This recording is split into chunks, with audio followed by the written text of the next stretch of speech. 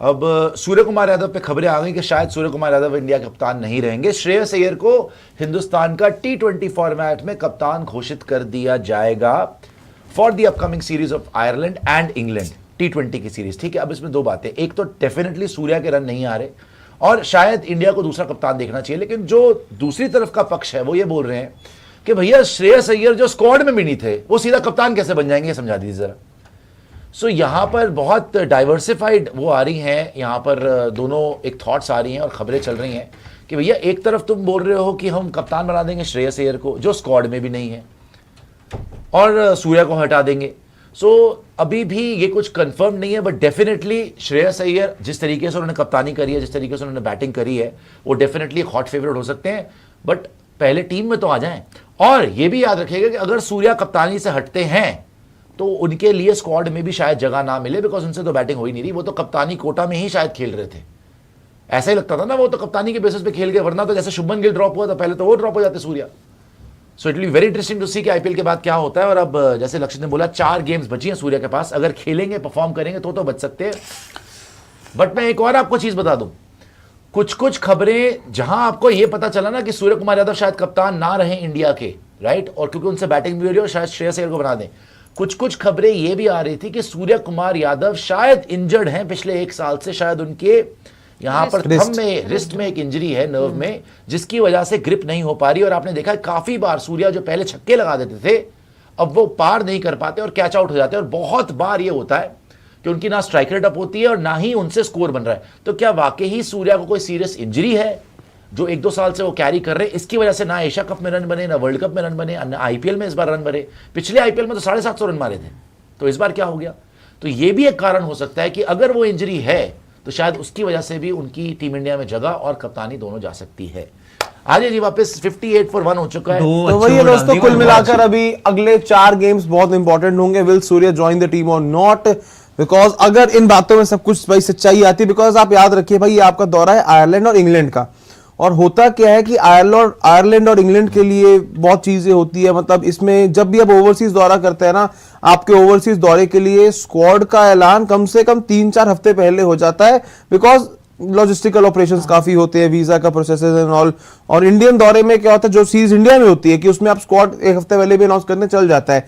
लेकिन expect this कि मई के आखिरी हफ्ते या फिर जून के पहले वीक में आपको अगले 15 से 20 दिनों में इंडिया की सारी स्क्वाड्स आते हुए नजर आएंगी, बिकॉज आपको इंडिया के अफगानिस्तान के टेस्ट की स्क्वाड का अनाउंसमेंट आना है, इंडिया के अफगानिस्तान वनडे सीरीज की स्क्वाड का ऐलान होना है, फिर आपका India Ireland, India England, multiple, because जैसे ही आईपीएल खत्म होगा इंडिया का भाई हफ्ते के बाद ही बैक टू बैक बहुत क्रिकेट खेलना है, पहले अफगानिस्तान, फिर आयरलैंड, फिर England, then the plan goes on. तो मई का आखिरी हफ्ता और जून का पहला वीक, उसके अंदर सारी स्क्वाड्स का ऐलान होता हुआ नजर आएगा। और you can expect many things in this, because one day को लेकर भी चीजें चल रही हैं कि अगर आप इस बार स्क्वाड का ऐलान करेंगे, क्या आप ओपनर्स का बैकअप लेकर चल रहे हैं तो किसको लेकर चल रहे हैं? Will there be Ishan, will there be Samson, will there be Jaiswal, Rohit की कितनी लॉन्जेविटी देख रहे हैं? बिकॉज रोहित शर्मा भी हैमस्ट्रिंग अभी तक चल रही है, इधर उधर ये हैमस्ट्रिंग। और ये आपने सही बोला, बिकॉज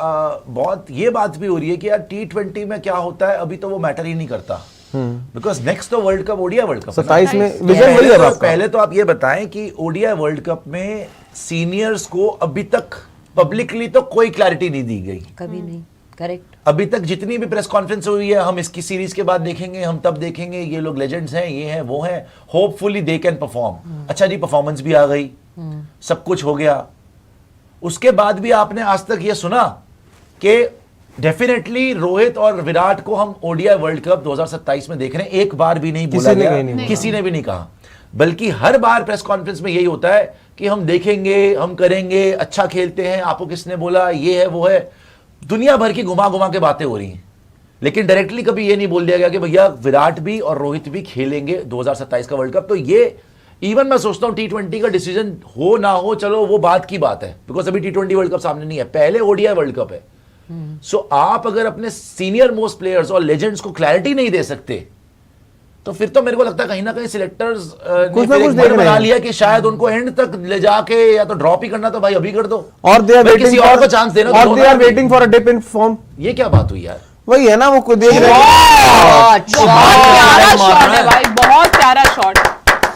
यहाँ पे बस उनको यही इंतजार है कि कब आपकी फॉर्म में डिप आएगा और आप हो जाएगा। बिकॉज ऑस्ट्रेलिया सीरीज से पहले भी रोहित को लेकर, विराट को लेकर नहीं, रोहित को लेकर बहुत बातें चल रही थी कि ऑस्ट्रेलिया में रन, बट वो बंदा तीनों मैच रन बना गया। मैं आपको बताऊं, सबसे ज्यादा बातें तो विराट पे थी कि विराट की तो सिलेक्टर से बात ही नहीं हुई है। रोहित तो फिर भी जाके चीजें कंफर्म कर चुके हैं, रोहित तो फिर भी प्रैक्टिस कर रहे हैं, फिटनेस टेस्ट ही नहीं दे रहा लंदन में। बिल्कुल। मैं सबसे ज्यादा बातें तो विराट पे उठी थी कि विराट आएंगे है कभी मैचेस। और देखो विराट ने तो लगातार रन मार दिए, लगातार। ऑस्ट्रेलिया में जाते जाते साउथ अफ्रीका, न्यूजीलैंड, रोहित ने ऑस्ट्रेलिया में रन मारे, हाँ। उसके बाद थोड़ा सा डिप आया, लेकिन इतना तो हो जाता है यार। बिल्कुल south but Africa. The problem है, पता है क्या सबसे बड़ी प्रॉब्लम क्या है? ओडीआई आप जीत नहीं रहे, ओडीआई आप जीत नहीं रहे, और आपके खुद के कोच ने बोला था कि आप व्हाइट बॉल क्रिकेट में डोमिनेंस मत बोलिए, बिकॉज ओडीआई में तो हम जीत ही नहीं रहे।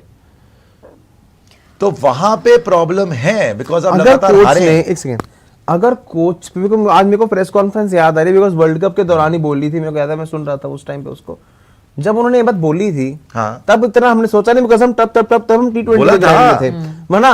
बट अगर स्पेसिफिकली ये बोला गया कि वनडे में उतना अच्छा नहीं कर रहे, बोला means you are looking, you are making something कि आपको वनडे में चेंजेस करने कुछ, आप वैसा कुछ माहौल बना रहे हैं कि वनडे में चेंजेस करने हैं। देखो माहौल बना रहे हैं या नहीं, लेकिन उन्होंने ये एडमिट करा कि भाई अभी हम ओडीआई अच्छा नहीं खेल रहे, लगातार हार रहे हैं। अब उसकी गाज किस पे गिरेगी? Who is responsible? Are the selectors responsible?